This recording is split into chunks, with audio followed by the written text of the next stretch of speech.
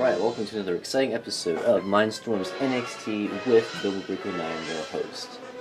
And today we'll be looking at Chapter 5 in the LEGO Mindstorms NXT 2.0 Discovery book called Waiting, Repeating, and Other Programming Techniques. So in the last chapter, we looked at a lot of different stuff. Chapter before that, we barely started programming. We did very simple programming and we got familiar with it, but we didn't really make any real programs. In the last chapter, we learned all about the move block, the sound block, and the display block, so hopefully you have a good understanding of those now. And today we're just gonna kind of be wrapping up basic programming, because in the next chapter we're going to actually add some sensors to our robots, so that'll be exciting. So I want to try and make a somewhat short episodes, especially since the last episode was very long. I actually had to split it into two parts because it was so long. And there's really not a whole lot to this chapter. There's a lot of the exercises, but I'm thinking we're going to do two of them. And the others I'll leave up to you. I don't want to give you all the answers. I'm just here to help. I'm not here to actually do the work for you. But I do want to help you out as much as I can. We'll be basically going through most of the actual chapter, and then there's two of the exercises that I think are good to do. So, first up, the wait block. So we'll go ahead and make a program called wait. I'll have to move the camera back a bit so I can access the keyboard. Oh, got to hit backspace. No. There. It takes just a second to load. So yes, we're going to be looking at the wait block today. Sorry about the camera moving. I need to be able to get in here. So the wait block, basically all it does is if you want a pause between two of the programming blocks, that's basically all the wait block does. Now there's a lot of different settings for the wait block. As you'll see, if you mouse over it, a bunch of other blocks pop out. I'll go ahead and zoom in on those. We're not going to be using all of these in this chapter. In fact, I think we're only going to be using one of them. So we have time, touch, light, sound, and distance. The latter four all require sensors to be on our robot, so we can't use those yet. The first one, however, is just going to wait for a certain amount of time. So we'll go ahead and drag this in. It's a very simple configuration panel. Let me just go ahead and show you. You have control and you have unit. So you can control it for amount of time or for one of the sensors, in which case it's going to pull up all those different options that I showed you a minute ago. But for this one we can only do time, and of course that's going to be in seconds. So that's basically all there is to the wait block. So we're going to go ahead and do a simple program with it, just to show you what it is good for. So we'll need a display block first, followed by a wait block, and then we'll do that again. Oops, sorry.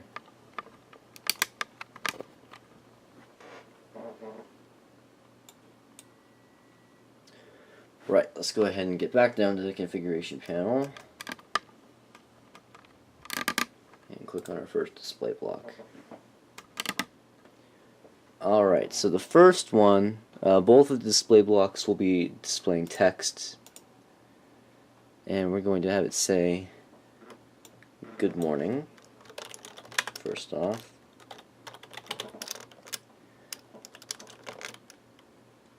Like so. And are we going to bother moving it? We're not. So it'll be a little off center, but we don't care about that. We're worrying about the weight in this experiment, so we don't care about whether it's centered or not. Then the first wait block is just going to have 1 second in between. Then we'll move on to the second display block. Click text again, and put in my name is, and of course in my case I'll put Bilbo9.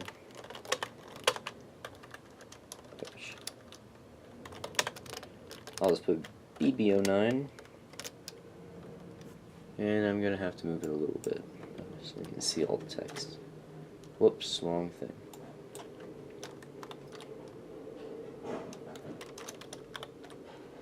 It's not going to pick up the exclamation mark. Well, whatever. And then the final weight block, we're just going to leave it once again at 1 second. So that's pretty much all there is to this program. So I'll go ahead and download it, and we'll see what it does.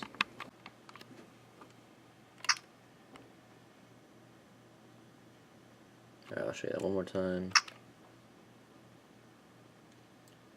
So all that did was it waited 1 second after it said good morning for it to go on to say my name is BB09. If you did not have the wait block there, it would immediately jump to the next display block, and I'm not even sure that you would see the first display block, and if you didn't have the second wait block, you might not see anything. I'm not sure about that, but I'm pretty sure that's why you have to have those wait blocks. They may have reconfigured this for the newer robot systems, I don't know. But in this case, that's what the wait blocks are for, and they're very necessary. So that's about all we're going to do for the wait block. Although we do have a discovery, it's a pretty cool one. It makes it look like there's a bomb about to go off. It's going to take me a little while to make though, so I'm going to go ahead and make it and show you the program, and then when I'm done, I'll quickly go through it. But there's a fair amount of stuff that we still have to get to in this chapter, so I want to try and make sure this doesn't go over 20 or 30 minutes. So I'll be back in a little bit with countdown. Alright.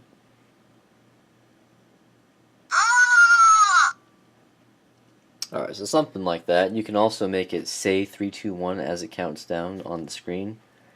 But I wanted to move on and get to some other stuff. So basically all you have to do, put the display blocks first and put the numbers where you want them. Make sure you have it on a text setting, of course. Uncheck the clear, otherwise it'll clear all the 3s, the 2s, the 1s, and all that, because we want everything to be there at the end. At least that's what the exercise told us to do. If you don't want that, then leave it the way it is, but make sure that if you want it the way the book says, to uncheck that clear box. And then in between the display blocks, make sure you have a 1 second wait block, otherwise they'll all pull up simultaneously or so, somewhere around there. And then the sound block at the end, of course. So when we come back, we're going to figure out how to make the move block move unlimited. So that'll be pretty cool, and we'll get to that in just a second. Alright, so hopefully you get the concept of the wait block now. So we're going to go ahead and move back to the move block and learn something new about it. How to make it move unlimited, so you can make your robot move forever if you want to.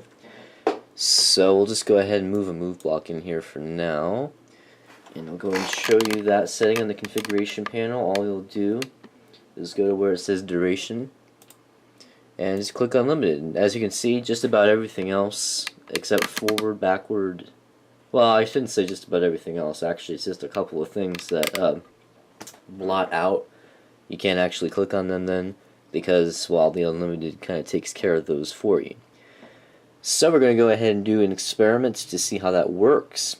So we'll keep this move block here,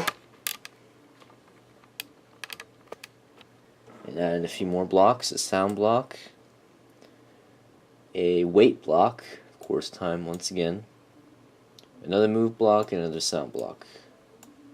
So let's go ahead and configure this up and see what it's going to do and how it's going to help us learn more about our Explorer robots.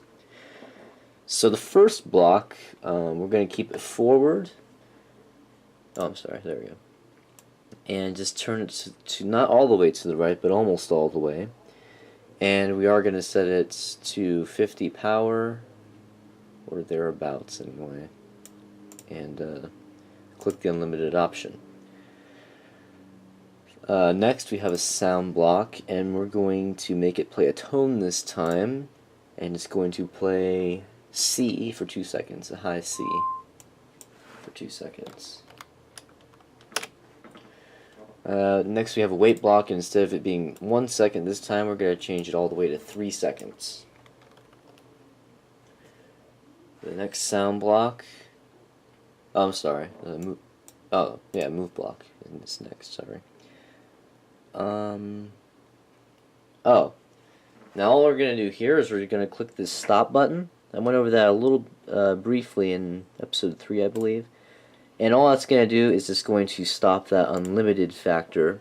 So it'll just keep moving until the first 3 blocks are completed. So once that sound block completes, it'll keep moving for another 3 seconds or so, and then it will stop, and then finally when it's done with that, it's going to play a low C for 2 seconds.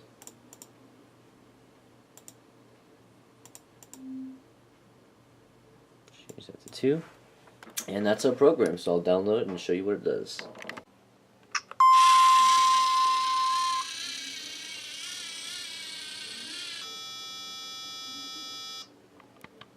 Alright, so there it was, and that's your program for learning how to use the unlimited block, because as you can see, even after the sound stopped, it kept moving, and it would have kept moving unless that stop button had been selected on that second move block.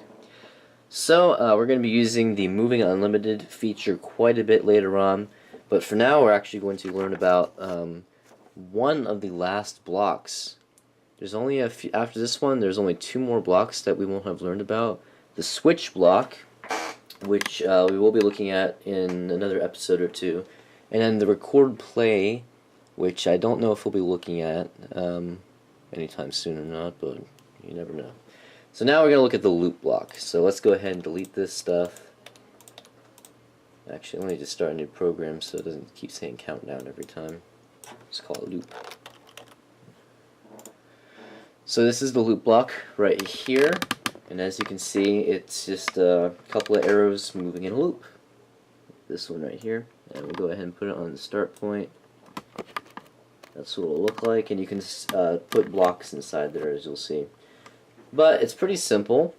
You can use the control factor, and you can either control it forever or by center, time, count, and logic.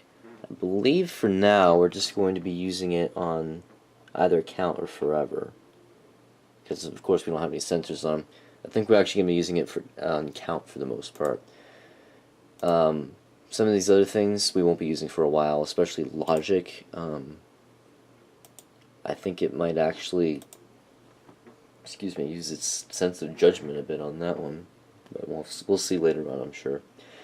So the loop block, understanding the loop block settings. I think we know the loop block settings for the most part. If you select count, you can enter the number of repetitions. If you select time, you can enter the amount of time in seconds.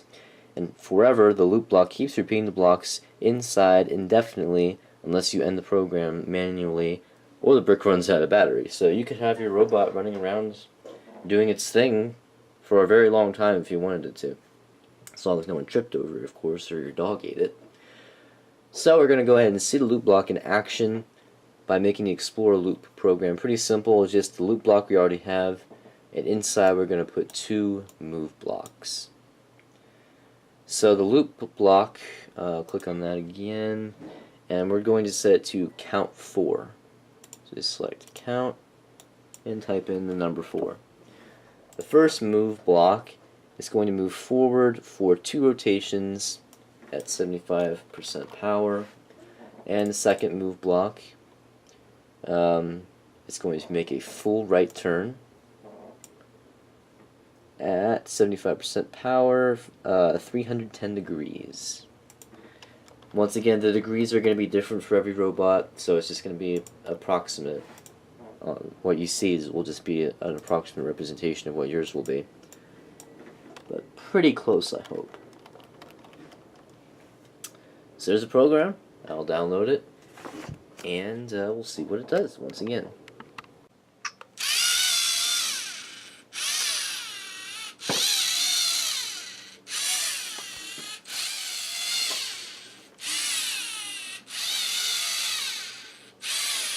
So it's just repeating the, okay, so it just repeated the move and the turn 4 times. You could have set it to do that forever until the battery ran out or you turned it off. So the count 4 made it do it 4 times. Alright, so now it's time for the second discovery activity thing that I wanted to show you. So I'll go ahead and make that program and show you what it does and show you approximately how to make it. And after that, I'm going to show you how to make your own blocks and how to make parallel sequences of blocks, and then that'll be it for this episode. So I'll be right back with the Guard the Room discovery.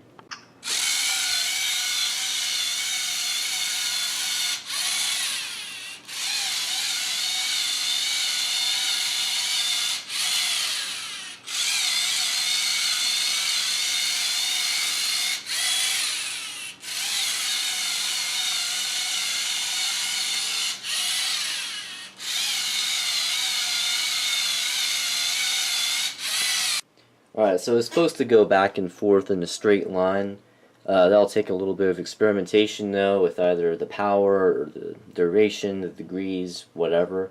I already did it and I did get it pretty close, but came back and because I've already gone through all this stuff before I filmed these videos, so I'd already done it. I forgot to save the program as I do most of these times, mostly because I want to show you how to make the programs. But this time I didn't. I wanted to go ahead and move on with the my blocks and stuff instead of fiddling around with that for a bunch of time. But I recommend that you guys try to figure that out.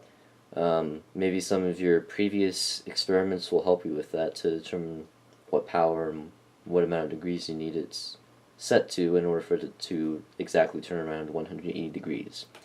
So that's all the discoveries we're going to do. There are more in here, quite a few. Instead of doing a square, you can try and make it do a triangle forever. You can, and then more with this my block stuff that we're going to get into, and then multitasking with some of the stuff we learned, some more building discoveries. So it's all there to help you. It's just that for these videos we don't have all the time in the world, and I just want to get to the most important stuff and the most basic stuff, and then it's kind of up to you in these discoveries to fiddle around with it yourselves. So I'm going to show you about my blocks real quick. Pretty simple. It's not really important, so I'm not going to spend a whole lot of time on it. But really, all you need to do is, let's say that you want something like this, something complicated. So we'll have an A sharp and high B and a display with a not so smiley face on it, and we're gonna have it move for a while, for maybe 50 seconds or so, moving straight right, making a turn for 50 seconds, and we'll put it all in a loop forever. So some weird, long, wacky program that you want to keep and make it your own, but you want it to be simplified. Well, all you have to do is, once you have it made and you've decided that you want to keep it, all you have to do is click on this little icon up here that says Create My Block, and all you have to do is a couple things in order to save it forever, as long as your computer isn't glitchy like mine is. So you'll want to name it something. I'll call it Wacky Program. And then you'll give it a description. I'm going to give it the description FGSPKEW. I know it's very informative. And for some reason, okay, it should show all the selected blocks. I forgot to tell you that, so let me go and start that over. You want to make sure that everything is selected by doing this, just clicking on the grid like so, and making sure that everything is enclosed in this blue square. That way everything will be saved into the my block. So let me start that over. I won't go through the name and description again. But everything that you want to be in your my block should be displayed right here in this section. So name it, give it a description, something very informative, unlike what I'm doing. Go ahead and click the next button down here. Not finish, not quite yet. One more thing to do. And you're going to give it your own unique look. You can they have a lot of icons here for you to work with. And you can just click and drag 2 or 3 in here maybe to give it its own unique look, so that you'll remember what it is. And then right here it's showing you what the final product will look like. I think you can put as many as you want in there. Hopefully yours will look neater than mine. And then you can just click the finish button. And if you're wondering where it is, it will be right here under the custom palette. Just click on that, and then under my blocks, I've already made a few, and that's it right there. Others that I was experimenting with are there as well, and then you can just drag it into your program as long as it works. For some reason it doesn't want to work very well on mine. I don't know why. Yeah, I see. Whoa, so my program shut down. Just a second. So I personally find the whole my block thing is a little glitchy and stuff, so I personally don't think it's the greatest thing. But if it works for you, it's a nice way to save long programs that you think you're going to want to put in different programs over and over again. Now, the final thing we're going to talk about in this lesson or video, whatever you want to call it, is parallel sequences of blocks. So we're going to go ahead and do an experiment, explore parallel, and let's have looks like it has 3 blocks in it. So as usual, we're going to place the first one, a move block, on the starting grid, but now the other 2 blocks we're going to drag down here in no man's land, but it won't be no man's land for long. So to connect it, all you have to do is click here, and then you'll see the detecting beam comes down, and then click wherever it is that the other one is, the other line, and now they're connected. So let's go ahead and program these blocks for what we want them to do. So the move block is going to be forward, but it's going to be making a not quite full right turn at 50% power for 10 seconds. And now what this parallel beam is going to do is it's going to be doing this simultaneously with the move block for 10 seconds. So the 2 sound blocks, the first one is going to be 100% volume because the motors do tend to be loud. It's going to say rotation since it's making a turn. Rotation. Wait for completion, of course. And then the second one, it's just going to play a C, middle C at 100 volume for 4 seconds. So we'll download it and make sure it works.